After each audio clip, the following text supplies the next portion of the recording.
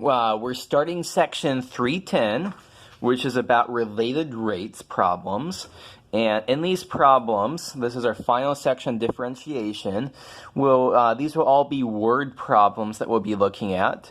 What's going on is that we're going to have two or more variables that are going to be related through some equation. And our question we're going to ask is, how does information about one rate of change, about one of the variables, affect the other rates of change?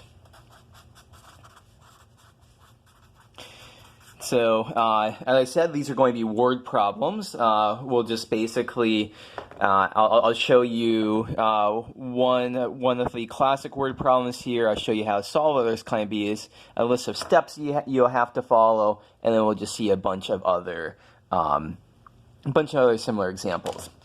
So the most classic related rates problem is what is called the sliding ladder problem.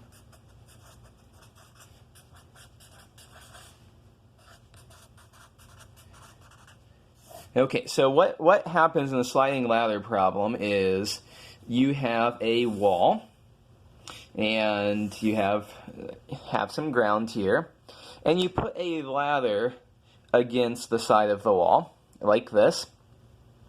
And what happens is that we're going to ask the question, what happens as the ladder slides down the wall? So what might happen is that I might pull out the bottom of this ladder in this direction. I'm going to do my best. In real life, we would be assuming that like this side, the top of the ladder, is going to be sticking against this wall. So this is kind of what the picture looks like for as the ladder slides down the wall. This is the picture that we're going to be thinking about.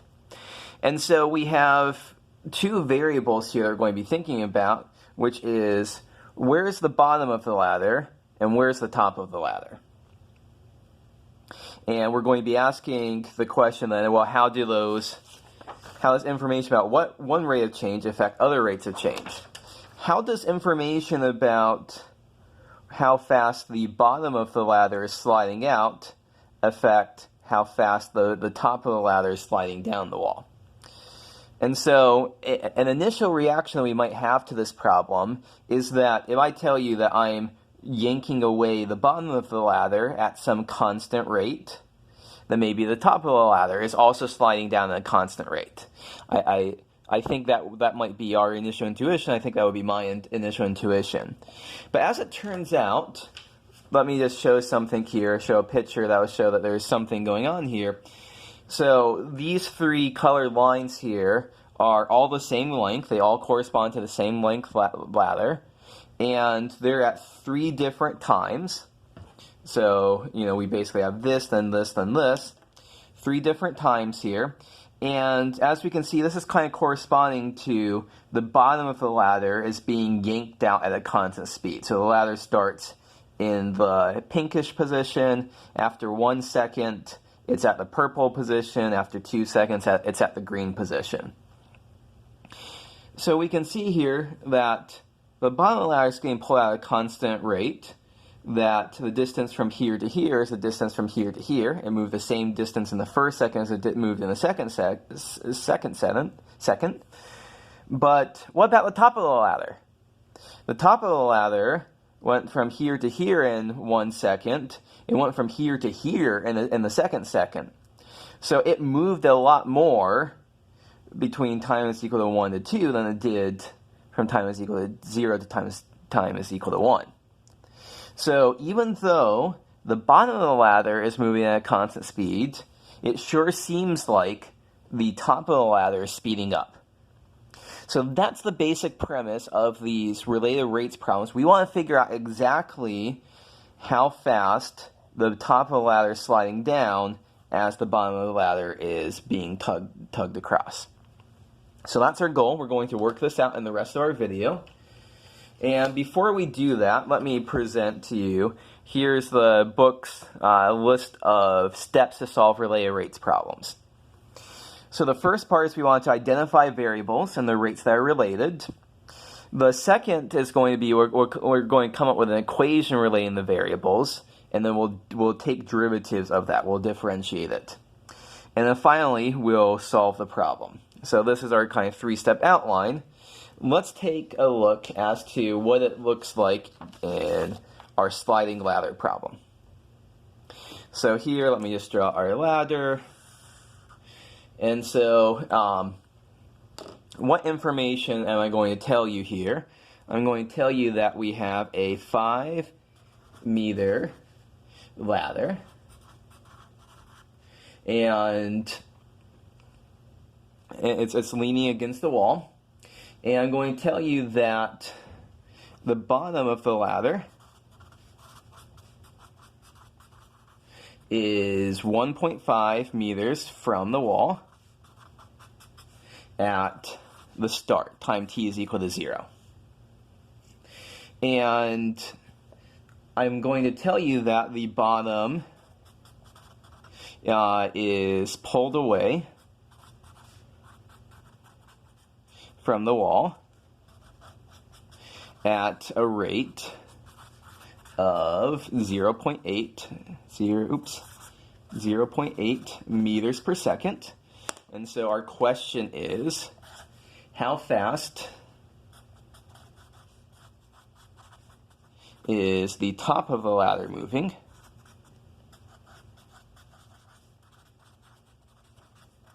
at time t is equal to 1 second?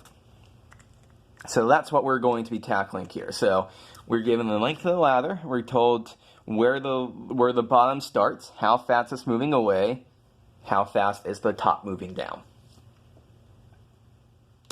Okay, so that's our setup. So the first thing we have to identify variables and the rates that are related.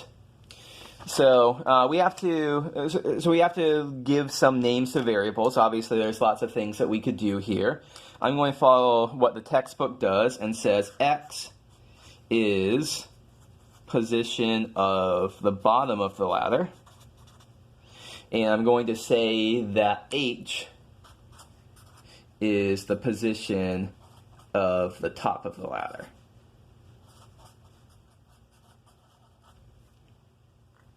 And so then, what information are we given here? We are given that, let's see here. Bottom of the ladder is 1.5 meters from the wall, time t is equal to 0. We're being told that x of 0 is equal to 1.5. The bottom is pulled away from the wall at a rate of 0.8 meters per second. That's telling us that x prime of t, or we usually write it in dx dt notation in this section, is 0.8 meters per second. And so then finally, the question that we're being asked for is that we want dh dt at t is equal to 1 second. So this is what information we're given over here, plus we'll have to use the 5 meter ladder. But then this is what we want. Okay, so that's the setup for the problem. Let's go back to the steps. Step 2 is to find an equation relating the variables and then differentiate it. So what do we want? Let me get a white piece of paper here. What equation can we write to relate together h and x?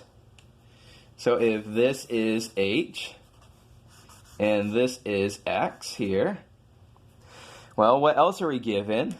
The only piece of information we haven't talked about yet is that this is a 5 meter ladder. And so can we realize what's going on here? X, H5, that's a right triangle. So what should be popping into your minds here? We should be thinking about Pythagorean theorem here. So what is our relationship? It is x squared plus h squared is equal to 5 squared. So that's how x, h, and 5 all relate together. So that's our equation relating the variables, and then we're told to differentiate it, and we want to differentiate with respect to, and in this case, you have to think about what are we differentiating with respect to. We're being asked for, we're given dx dt, we want dh dt, we want to differentiate with respect to t.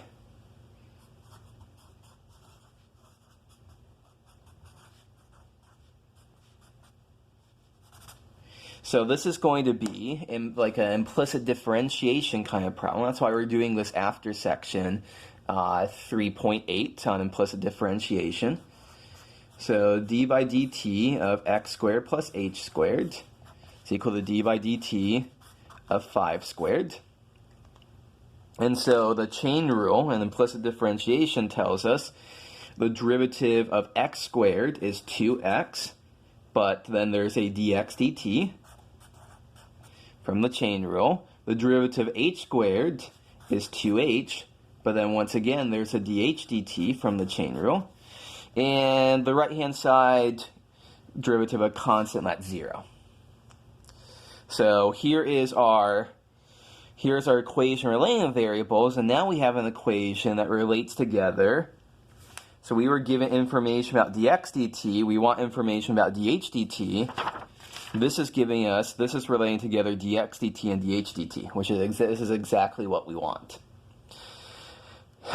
We can take a moment to solve for dh dt in terms of dx dt. So rearranging this gives us dh dt is equal to minus x over h times dx dt. Okay, so at this point now, we're into the third step. Use the given information to solve the problem. So how much information are we given here? Well, dh dt is what we want. Dx dt is 0.8. So dx dt is 0.8. And so then the last piece of information we have to fill in are x and h. And the important thing is that we have to fill in x and h. We want x of 1 and h of 1, because we're trying to figure out what is go back to the original problem, how fast is the top of the ladder moving when time is t is equal to 1 second. We're looking for dh dt at time is t is equal to 1 second. So how do we get x of 1 and h of 1? Well, x of 1, we're going to use the initial position, 1.5 meters, and it travels at a rate of 0.8 meters per second. So at time t is equal to 1, x of 1 is equal to x of 0 plus 0.8. So that's 1.5 plus 0.8, that's 2.3 meters. So that gives us another piece of information here. So x here is 2.3. And so our last piece of information is h. So how do we come up with h? Well, we know that, go back to our relationship, x squared plus h squared is equal to 5 squared. So x squared plus h squared is equal to 25. But at time t is equal to 1, x of 1 is 2.3. 2.3 squared plus h squared is equal to 25. So h squared is 25 minus 2.3 squared. H is the square root of 25 minus 2.3 squared. And if you crunch this out, this is roughly 4.44 meters if you use a calculator for that. So that's the number that we'll use here, doing an approximation. So I should do squiggly equals here. And so the height is roughly 4.4 meters. And so to figure out dH dt, it's minus 2.3 divided by 4.44 times 0.8. And so that ends up as negative 0.41 meters per second. So at time t is equal to 1, dH dt is approximately minus 0.41 meters per second. And let's just check that makes sense, because our ladder is sliding down, so h is decreasing. X is increasing, h is decreasing, so it makes sense that we have a negative answer here. Okay, so that's maybe the most classic kind of related rates problem, a sliding ladder problem. Let's end this video with our first pre-class problem. I can let you read it, but it's just another ladder problem, very similar to the one that we just did. So this will give you good practice working out, so you can work out the details, write this up, and post it to Canvas.